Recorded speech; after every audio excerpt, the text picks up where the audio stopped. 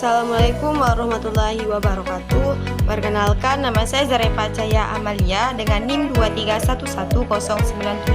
Di sini saya ingin memenuhi tugas UAS pada mata kuliah Orientasi Baru Inovasi Pembelajaran PAI dengan dosen pengampu yaitu Ibu Utin Mutia MPD. Langsung aja. Soal yang pertama yaitu analisis inovasi dalam kurikulum.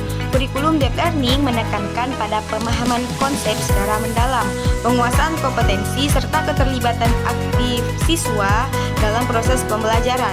Sebagai calon pendidik PAI dan budi pekerti, bagaimana cara kamu mengintegrasikan pendekatan berbasis proyek atau project based learning atau pembelajaran berbasis masalah atau problem based learning dalam mengajarkan materi toleransi dan kerukunan antar umat beragama pada siswa SMA. Jelaskan secara rinci tahap-tahapan yang akan kamu lakukan serta media inovatif apa saja yang digunakan.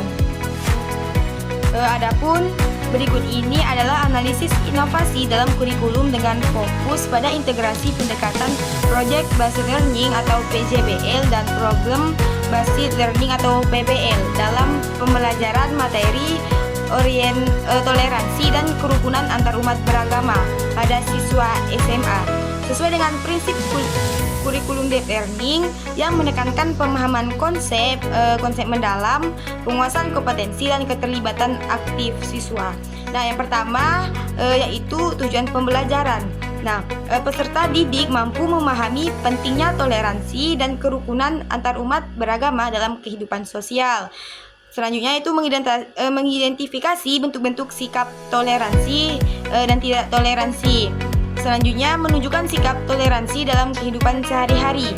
Serta yang terakhir yaitu menunjukkan proyek nyata sebagai bentuk praktik toleransi. Yang kedua yaitu pemilihan pendekatan PBL dan PJBL. Nah, PBL tadi yaitu Problem Based Learning, yaitu digunakan untuk mengajak siswa menganalisis permasalahan nyata dalam masyarakat terkait intoleransi beragama. Selanjutnya PJBL yaitu Project Based Learning, yaitu digunakan agar siswa merancang dan melaksanakan proyek nyata sebagai solusi terhadap permasalahan yang ditentukan. Nah, selanjutnya itu tahap yang ketiga. Nah, tahap yang ketiga ini adalah tahapan pembelajaran. Yang pertama yaitu tahap pendahuluan atau orientasi dan apresiasi. Nah, guru menyampaikan tujuan pembelajaran dan mengaitkan materi dengan realitas sosial. Selanjutnya itu pemutaran video berita atau dokumenter tentang konflik antar umat beragama. Misalnya konflik rumah ibadah atau intoleransi di media sosial.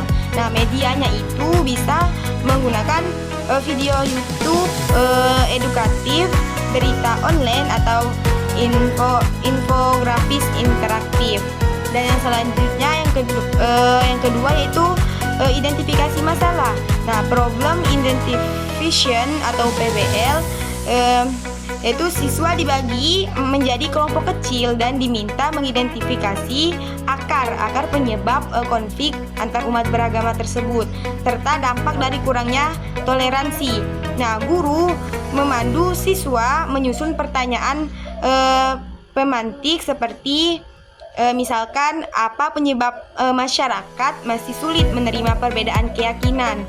Nah, medianya itu bisa menggunakan Google Jamboard atau Padlet untuk brainstorming ide.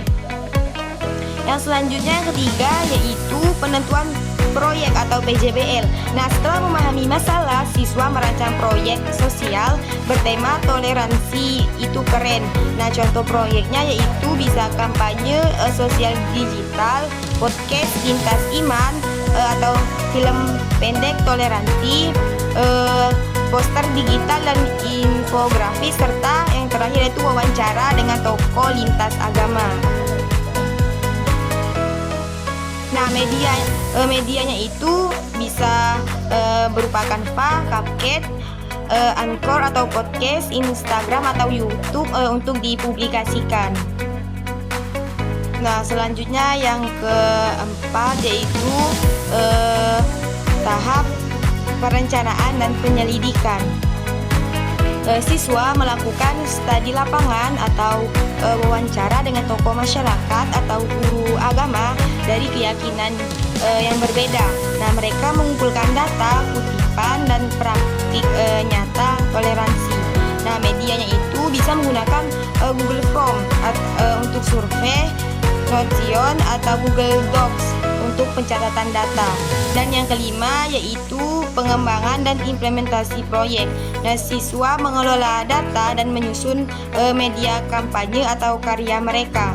Nah, guru berperan sebagai fasilitator dan pembimbing selama proses berlangsung. Nah, medianya itu bisa berupa Canva atau desain visual, CapCut atau InShot, editing video, Anchor FM atau podcast, dan yang terakhir itu Blogger atau Google Slides untuk publikasi proyek.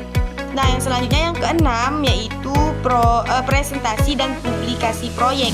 Nah, setiap kelompok mempresentasikan hasil proyeknya di kelas atau melalui platform digital sekolah. Nah, beberapa karya dapat dipamerkan saat acara keagamaan, Hari Toleransi Internasional, atau dipublikasikan secara daring. Nah, medianya itu bisa berupa Zoom Meet atau presentasi online, LCD proyektor, jika luring, dan Instagram sekolah. Yang ketujuh yaitu refleksi dan evaluasi. Nah, siswa menuliskan refleksi pribadi tentang apa yang mereka pelajari. Nah, guru menggunakan rubrik penilaian autentik yang mencakup pemahaman konsep toleransi, kualitas dan dampak proyek, kolaborasi tim, serta keaktifan dan inovasi. Nah, medianya itu bisa berupa Google Form untuk refleksi serta rubrik di Google Classroom. Nah, dari ketujuh tahapan yang telah dilaksanakan tadi, nah hasil yang diharapkan yaitu pada bidang kognitifnya, siswa memahami konsep toleransi dan pentingnya lingkungan afektif, yaitu siswa tumbuh menjadi pribadi yang menghargai keberagamaan, serta psikomotorik, yaitu siswa menghasilkan karya nyata dan mampu mengkampanyekan toleransi secara aktif. Selanjutnya soal yang kedua yaitu inovasi budi pekerti di era digital. Fenomena cyberbullying dan penyebaran konten negatif semakin marak di kalangan remaja. Nah, bagaimana inovasi pembelajaran budi pekerti dapat berperan aktif dalam membekali siswa dengan etika digital yang kuat berdasarkan nilai-nilai Islam? Jelaskan strategi yang bisa kami terapkan untuk membentuk karakter siswa agar bijak dalam berinteraksi di dunia maya. Fenomena cyberbullying dan penyebaran konten negatif di era digital merupakan tantangan serius dalam pendidikan karakter remaja. Oleh karena itu, inovasi pembelajaran budi pekerti perlu dirancang agar relevan dengan kehidupan digital siswa, membekali mereka dengan etika digital yang kuat yang berakar pada nilai Islam. Nah, adapun strategi yang bisa dilakukan, yang pertama yaitu peran inovasi pembelajaran budi pekerti dalam era digital. Nah, inovasi pembelajaran budi pekerti tidak hanya mengajarkan akhlak dalam konteks tatap muka, tetapi juga merambah pada etika berkomunikasi online atau adab dalam media sosial dan pesan digital. Selanjutnya itu tanggung jawab dalam menyebarkan informasi atau tabayun dan tidak mudah menyebarkan hoax, serta yang terakhir itu kesabaran akan jejak digital dan dosa digital. Nah, perlu juga daring juga tercatat dalam amal. Yang kedua yaitu nilai-nilai Islam yang relevan. Nah, beberapa nilai Islam yang dapat ditanamkan dalam konteks etika digital, yang pertama yaitu sidik atau jujur. Nah, maksudnya tidak membuat atau menyebarkan informasi palsu. Selanjutnya amanah atau dapat dipercaya. Di sini maksudnya menjaga rahasia privasi orang lain. Yang ketiga itu tafakur atau berpikir sebelum bertindak atau menimbang manfaat dan mudorot sebelum memposting. Yang terakhir itu hifzul lisan atau menjaga lisan, termasuk menjaga jari saat mengetik komentar atau postingan. Nah, adapun strategi inovatif dalam pembentukan etika digital siswa. Nah, yang pertama yaitu digital character project. Strateginya itu project based learning atau PJBL. Nah, kegiatannya yaitu siswa membuat kampanye digital atau video pendek, poster Instagram atau podcast. Nah, tentang pentingnya etika berinternet dalam Islam. Nah, tujuannya yaitu untuk menanamkan nilai dengan aksi nyata dan keterampilan literasi digital. Yang kedua yaitu kajian tematik, yaitu etika muslim di dunia maya. Nah, strateginya inquiry based learning. Nah, kegiatannya yaitu kajian hadis dan ayat tentang menjaga lisan, tabayun dan adab berbicara. Lalu dihubungkan dengan kasus nyata atau cyberbullying dan hoax. Tujuannya yaitu untuk melatih berpikir kritis dan reflektif. Yang ketiga yaitu simulasi dan role play kasus digital. Nah, strateginya inferential learning, yaitu kegiatannya siswa memerankan berbagai peran atau pelaku, korban atau penengah dalam simulasi cyberbullying, lalu berdiskusi solusi berdasarkan ajaran Islam. Nah, tujuannya untuk membangun empati dan kesadaran moral. Yang keempat yaitu etika digital jurnal. Nah, strateginya reflective learning. Kegiatannya yaitu siswa mencatat pengalaman dan refleksi setiap minggu terhadap perilaku digitalnya. Misalnya, pernahkah menyebarkan informasi tanpa cek? Tujuannya meningkatkan kesadaran diri dan pertumbuhan karakter. Dan yang terakhir yaitu yang kelima, integrasi dengan mata pelajaran lain.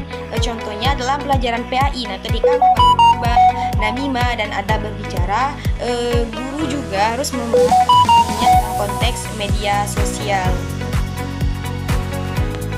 Baik, itulah jawaban yang dapat saya sampaikan pada UAS kali ini. Apabila ada kata-kata yang salah, saya mohon maaf. Karena yang benar itu datangnya dari Allah, sedangkan yang salah itu datangnya dari pribadi saya sendiri. Saya akhirul kalam. Assalamualaikum warahmatullahi wabarakatuh.